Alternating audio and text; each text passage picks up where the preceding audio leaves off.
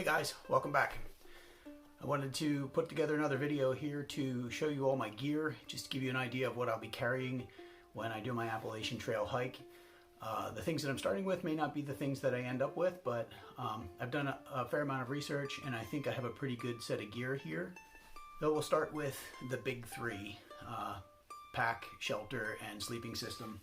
And I'm going with Gossamer Gear Mariposa 60 pack. It's very lightweight, weighs around a pound. It has good suspension. It's very comfortable and it still hauls quite a bit of gear. The one thing that I've added is the Gossamer Gear bottle rocket. I like that. It took a little bit of adjustment to get it right. Another thing that I've added is an REI co-op towel, just to wipe my face with or to have something to clean messes with. Next is my tent or shelter.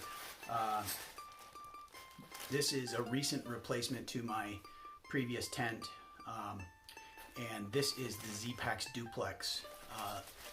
Altogether with stakes and everything, altogether it weighs in at about 22 ounces, which is about a 20-ounce savings over my previous tent. It also adds the simplicity of not requiring a ground cloth, and it's a little bit simpler with just the single wall rather than a separate rain fly. Next is my sleeping bag, and what you see here is I have it in a 20-liter stuff sack. Now, it doesn't need a 20-liter stuff sack, but the extra space means it's not compressed as much, and so I can kind of conform it to the inside of my my pack, and also then I can stuff some other things in here as well, so I don't need to have as many stuff sacks, which makes things just a little bit more simplistic, and I really like that. This is an REI Magma 15 down sleeping bag. It's quite comfortable, fits me nearly perfectly. I find it's really nice for sleeping on my side, and all around it gets high marks. Next is my pillow, and this is a Sea to Summit Arrows inflatable pillow.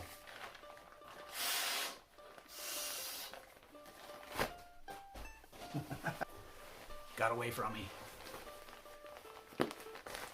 But this is small, compact, so how small it is folded up, but with air in it. It's very comfortable. It has cloth on both sides and it really makes for a nice night's rest. Also, I have here my inflatable air mattress or bedroll, whatever you want to call it. It rolls up like this, and it blows up like this.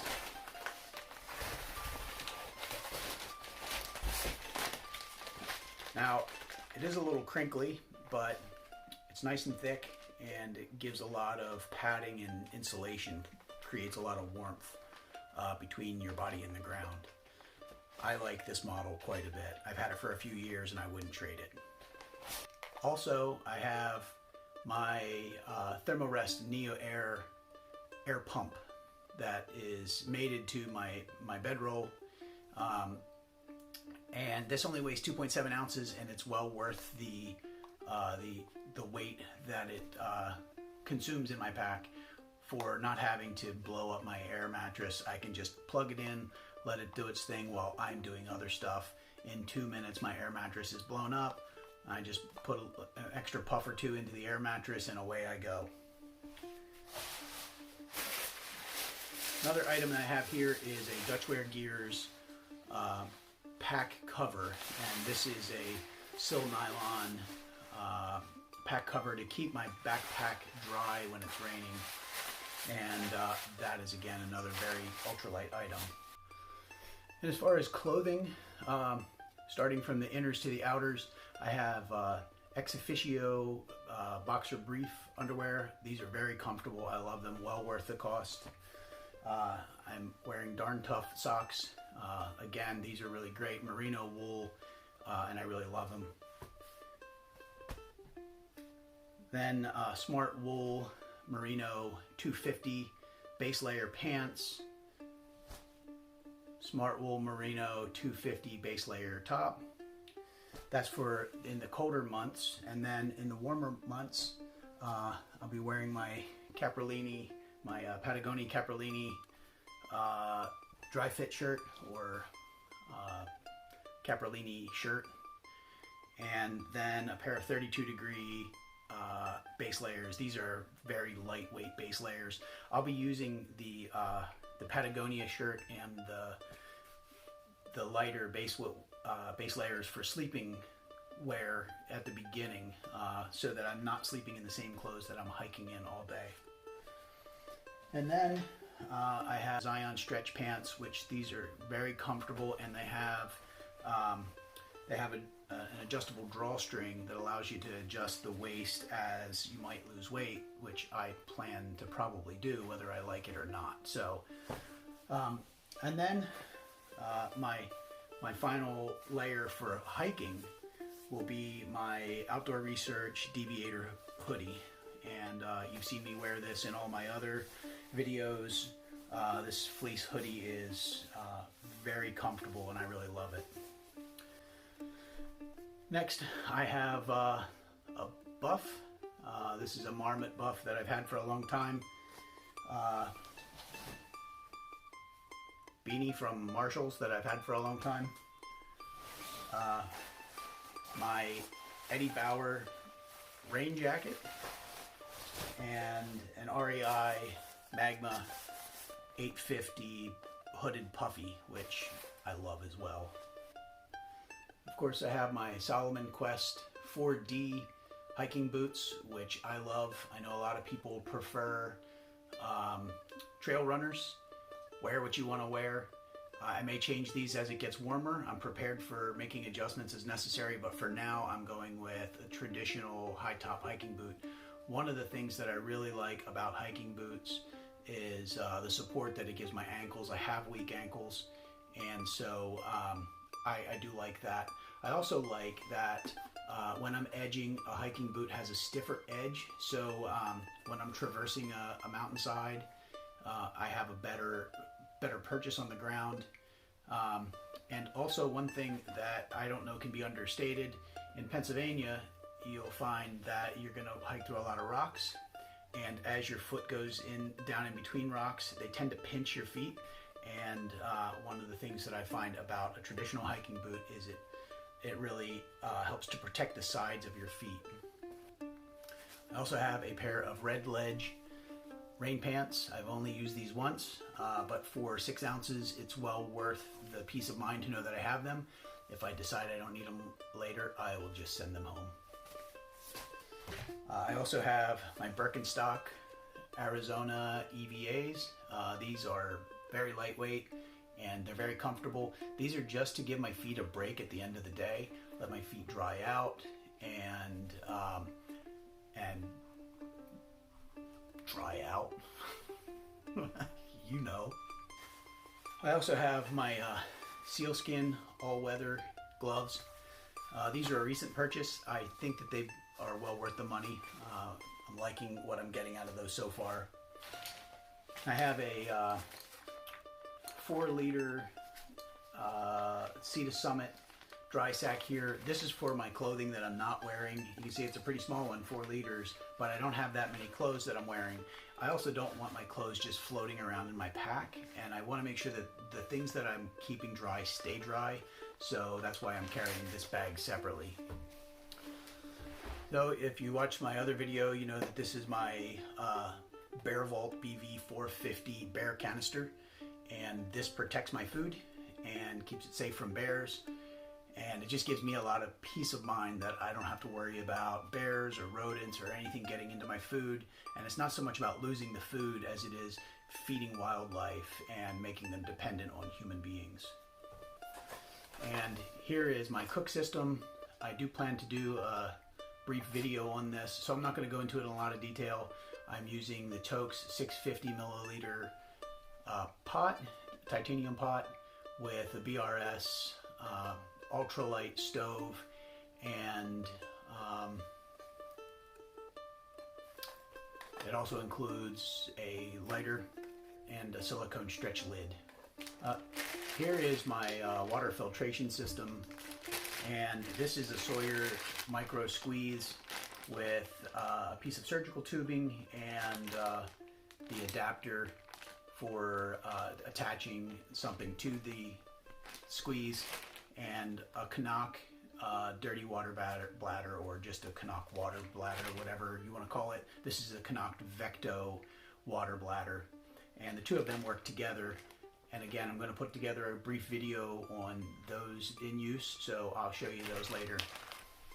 Of course, that water goes into a Smart water bottle.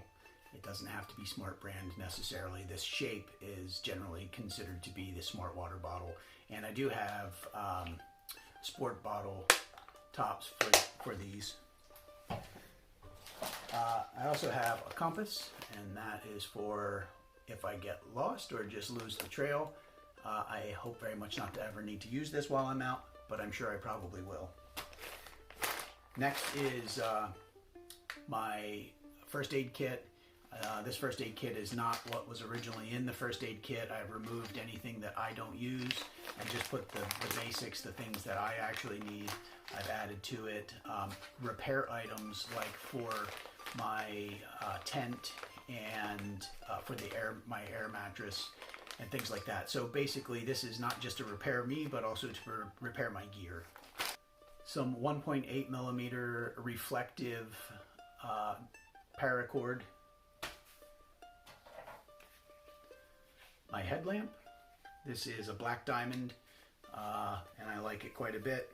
It's quite useful, it's bright, and it gets the job done at night when I need to see things.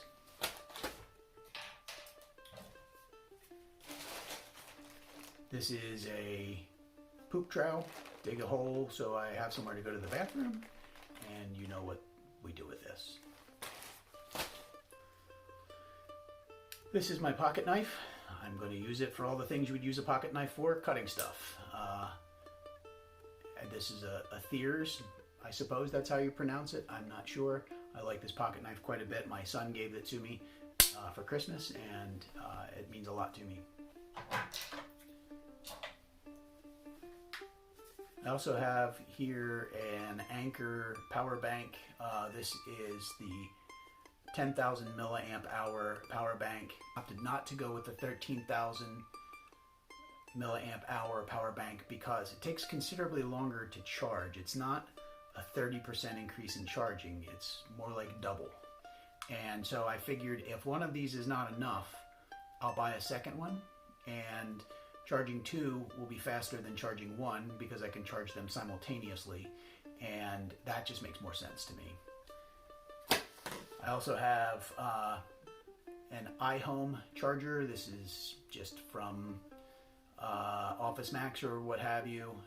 This is a dual port, one 2.4 amp and one 1.2 amp. And of course, charging cables, headphones.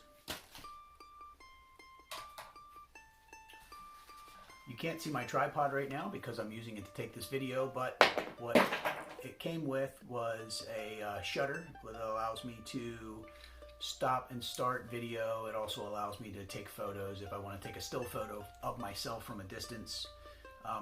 Yes, I know that's a little conceited, but it is what it is, right?